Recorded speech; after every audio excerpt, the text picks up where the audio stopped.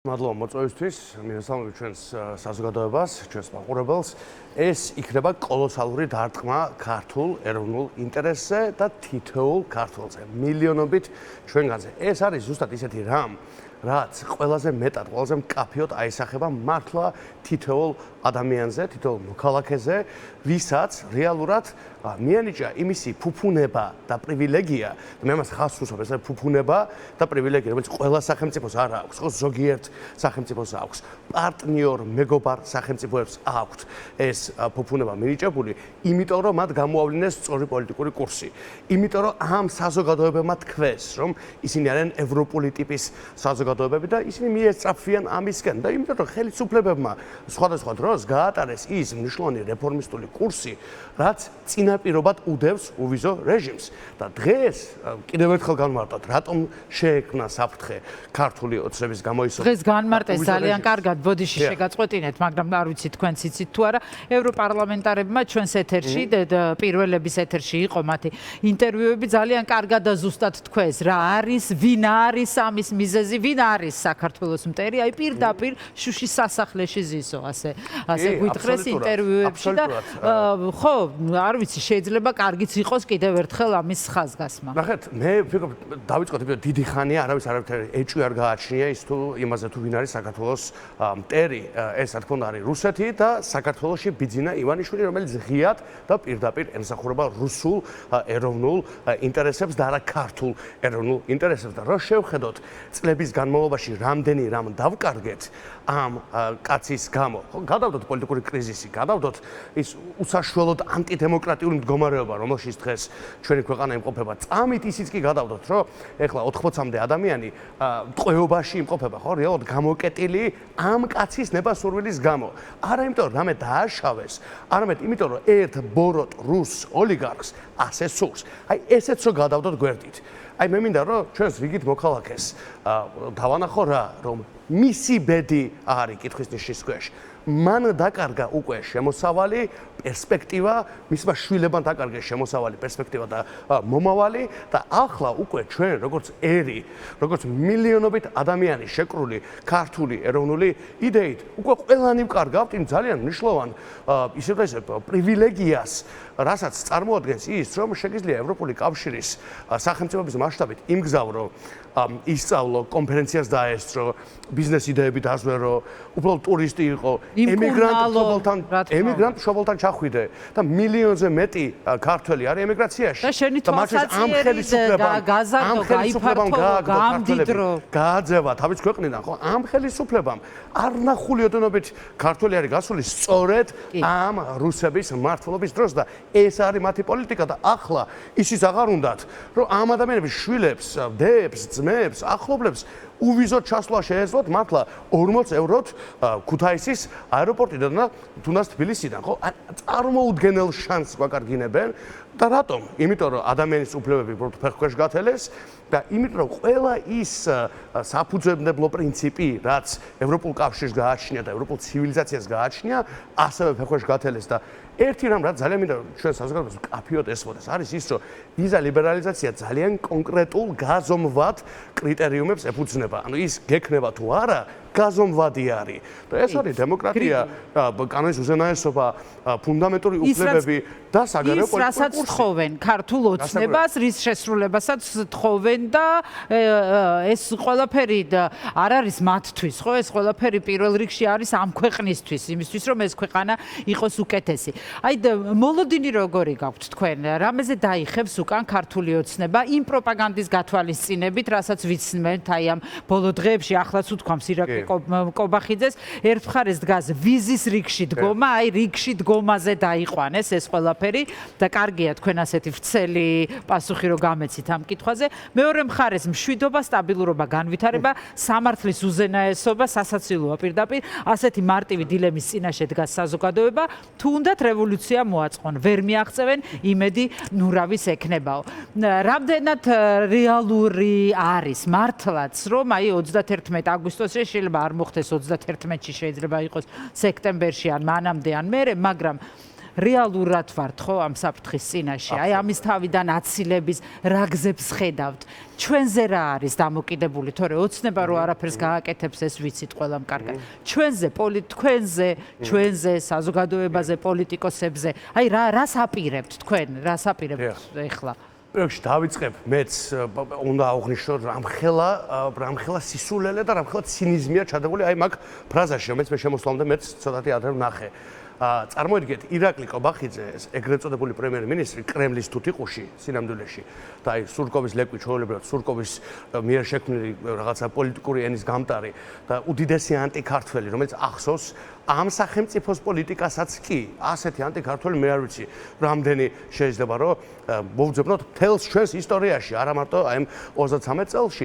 წარმოიდგინეთ, კაცი ამბობს და ეს ძალიან კარგად იცის, იმიტომ რომ სამართლის დოქტორია და გერმანიაში ბრძანდებოდა ერთ დროს, იქ როგორც კრემლის აგენტებთან მეტი კავშირი ჰქონდა გერმანიაში სტუდენტობის დროს, ვიდრე ცივილიზებულ ხალხთან და ამიტომ არის რომ ეს მივიღეთ შედეგად, რაც მივიღეთ, მაგრამ არა უშავს ამას მალე გავკურნავთ ამ ამბავს, მაგრამ წარმოიდგინეთ, ადამიანი რომელიც ძალიან კარგად იცის, ეხლა ვიღაც სტაკი მასხარაზე ხო არ მაქვს საუბარი, ხო, ზარქუაზე და ვიღაცეებზე, ხო? საუბარი მაქვს კაცზე, რომელიც ძალიან კარგად იცის ევროპის ისტორიაც, სამართლებრივი პრინციპებიც, პოლიტიკური თეორიას გაეგება და ზოგადად იცის როგორ მუშაობს თანამედროვე სამყარო. ის არის ორმაგად დამნაშავე ზუსტად ამის გამო. იმიტომ მან ძალიან კარგად იცის, რომ ევროპული კავშირი არის ყველაზე ხანგრძლივი მშვიდობის და სტაბილურობის ყველაზე წარმატებული მაგალითი მსოფლიოს ისტორიაში. სხვანაირად თუ ვიტყვით, არც ერთ პოლიტიკურ პროექტს, არც ერთ მსგავს ფორმატს არასოდეს არ შეუქმნია იმდენი კეთილდღეობა, იმდენი მშვიდობა და იმდენი სტაბილურობა, რაც შექმნა ევროპულმა კავშირმა. წერტილი. ეხლა ნებისმიერი საუბარი იმაზე, ირაკლი კობახიძე არის მშვიდობა? კაცი საოკუპაციო ხაზთან არ არის ნამყოფი. აბა წამოვიდეს. და ეს არის მშვიდობა თქვენი თქმის არის, ხო? რაც ამ ქვეყანაში ხდება, თავპირს რო ალეწავენ ადამიანებს და ინტური რომ მოკლეს, აქედან დავიწყო, მშვიდობა არის სანთელს, ანთელ და ციხეში რო ყავთ ახალგაზრდები გამოკეტილი და უბრალოდ არ ვიცი, თავისუფლად ცხოვრების, ხმის ამოღების შესაძლებლობა რომ არა აქვთ ადამიანს, ეს რანაირი მშვიდობა არის? ან რაც თბილისის ცენტრში ტრიალებს ხოლმე, თქვენს კოლეგას რომ თავს დაესხენ და გადააგდეს ქალი, ვიღაცა აბსოლუტურად ხიდან გამოქცეულმა აბსოლუტურად წარმოუდგენელმა ადამიანებმა, ხო? მაკაჩი ხალხზე მაქვს საუბარი, რა თქმა უნდა, ბავშვებს, აქტივისტებს რო თავს ესხმიან და ბრილიანტის მწვანესო სახეში ასხამენ. აი როგორ შევაჩეროთ ეს ყველაფერი? ალბათო, მე დავლილი მაქვს. საოკუპაციო, ეგრეთ წოდებული საოკუპაციო ზოლი მოვლილი მაქვს. აბა წამომყვეს თუ შეუძლია კობახიძეს. ერთხელ არ არის ნამყოფი 45 წლის კაცია, ხო? არ წვენია. ქართველი რო ხარ, პრემიერ-მინისტრი კი არა, ქართველი რო ხარ და არ გინახავს შენი ხალხი რა მდგომარეობაში ცხოვრობს. იქ სარწყავი წყალი რო არ აქვს და რუსები ჭოგრიტით უყურებენ. კამპანიის დროს მახსოვს, რუსები მიყურებდნენ ხოლმე გადმოხმიდან, ხო? წარმოიდგინეთ. და ეხლა ესეთი კაცი რა მშვიდობაზე გველაპარაკება, რა გაეგება მშვიდობის ან ომის.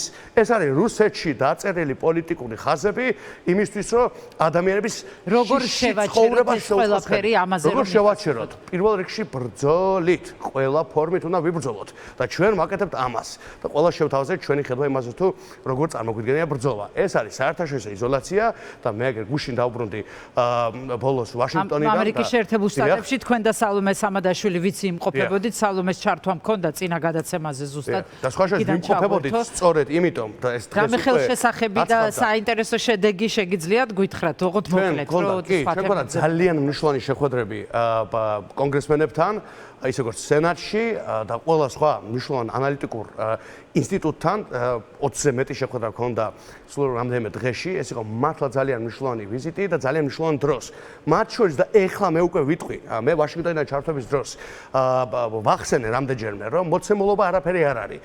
პრობლემებით შეიძლება გამოიკვეთოს თუ არ ვიმუშავეთ ძალიან ბევრი და ძალიან სწორად. მაგრამ მე არ მინდოდა დეტალებში შესვლა და ყოველთვის იქ ვჭერდა. ახლა მეტყვით რაიმე ახალ დეტალებს? არა, დღეს უკვე ალექს რაუფოხლომ გამოაქვეყნა საზოგადოებამ შეიტყო, რომ მეგობარი აქტი მართალია წელს გავა და ბოდი პირველ რიგში ამას ვიტყვი, რომ ის წელს გავა. საზოგადოებას მინდა რომ ეს ცოდნა გქონდეს, რომ ეს აქტი წელს გადაიქცევა კანონად. არის პროცედურული ტიპის კითხვები, არიან ადამიანები, რომელიც სამწუხაროდ ცოტათი სხვა აზრზე არიან, რის გამოც კი მართალია სენატმაც მიიღო და კონგრესმაც და ორივე პარტია გვიჭერს მხარს ერთმნიშვნელოვნად, მაგრამ არიან ადამიანები, რომელიც ნაკლებად იაზრებენ ამ აქტის სიკეთეს, ვის გამოც არ არის unanimous consent, ასე ვქვია, ხო? ანუ ერთხმა მხარდაჭერა. ეს სრული მხარდაჭერა, კი ბატონო, ეს თავის მხრივ და ჩვენ ვიმუშავეთ ძალიან ბევრი. მე ვიცოდი ამის შესახებ და ერთ-ერთი მიზეზი, რატომაც ახლა ვიყავით ვაშინგტონში, აი სეზონის ბოლოს, როცა ყველაზე რთული არის, რომ შეხვედრები გამართო. შეხვდით ასეთ სკეპტიკოსებს? ამის გამო, მათ შორის სკეპტიკოსებსაც შეხვდით, დიახ, და ჩვენ ამის გამო ერთ-ერთი მიზეზი, რატომაც ახლა ვიყავით ვაშინგტონში და არა შემდგომში, ხო, როცა უკვე სეზონი დაბრუნდება რეცესიიდან, როცა პარლამენტი დაბრუნდება, ერთ-ერთი იყო სწორედ ის და ჩვენ ეს თქვით ძალიან ბევრჯერ, რომ მეგობარი აქტის დაჩქარებულ გატანას და შესაბამისად ყველა იმ ზომის დაჩქარებულ მიღებას, რაც არის ჩვენი ქართული დემოკრატიული პროტესტის ინტერესებში, შეგვეწყო ამისთვის ხელი. მე შემიძლია გითხრათ, რომ ეს აქტი გავა, ეს იქნება ან ერთი ფორმით, ან მეორე ფორმით, არის სხვადასხვა სამართლებრივი ოფციები, ასე თუ ვიცით, მაგრამ ფაქტია, რომ აქტი გავა. ეს აქტი აუცილებლად გავა, მაგრამ ფაქტია ისიც, რომ ჩვენ ძალიან ბევრი უნდა ვიმუშაოთ აი ამ შემდგომ პერიოდშიც. რაც შეეხება ჩვენს პოზიციას, ჩვენი პოზიცია არის ბრძოლა. ბრძოლა საერთაშორისო ასპარეზზე, ბრძოლა ამ ქვეყნის ყველა წერტილში, სადაც კი შეგვიძლია და როგორც კი შეგვიძლია, ბრძოლა პროტესტით, ბრძოლა ეროვნული კამპანიით, ბრძოლა მხილებისთვის, ბრძოლა მეტი დელეგიტიმაციისთვის და თქვენ აბართვით აქ მინდა აღვნიშნო. ძალიან ხშირად და მე არ მქონია ამ ბოლო კვირებში ბევრი ეთერი და ეხლა მინდა გამოვიყენო კიდევ ერთხელ ეს ძალიან კარგი საშუალება. ნებისმიერი საუბარი მეგობრებო იმაზე და ეხლა კოლეგებს მივართავ ამ შემთხვევაში, ხო?